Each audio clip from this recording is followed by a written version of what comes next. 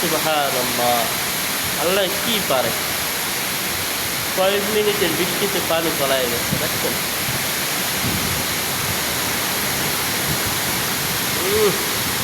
প্রচুর বৃষ্টি, প্রচুর। আমার মসজিদ তলায় গেছে, দেখছেন? পানিতে আমার মসজিদ গেছে।